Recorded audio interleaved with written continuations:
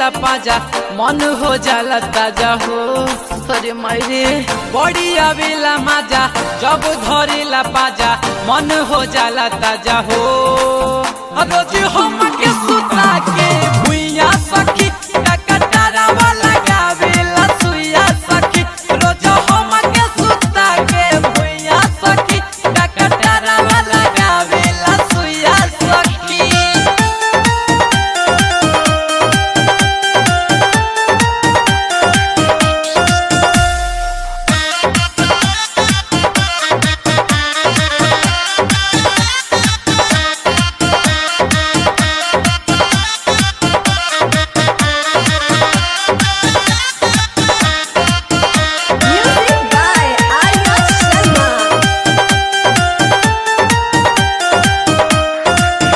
गजबे के प्यार करेला बाजा में हमके धरेला।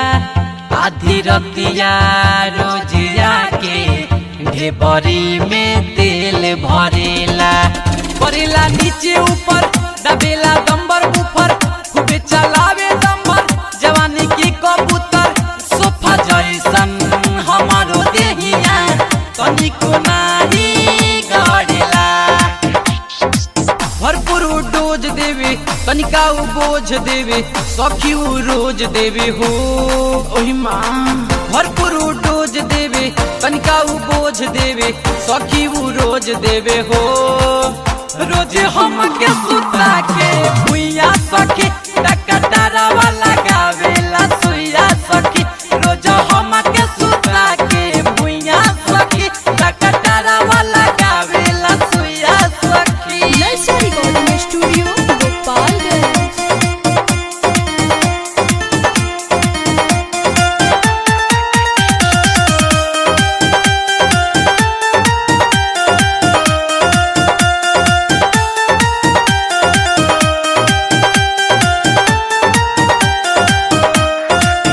सखिया नहीं दुखाला केतनो भीतरी ले जाला।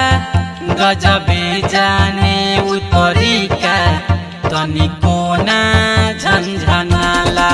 मारी के जादू मंतर डाली देलाऊ अंदर पार कई जाला सखी हमारा वो सात समुंदर।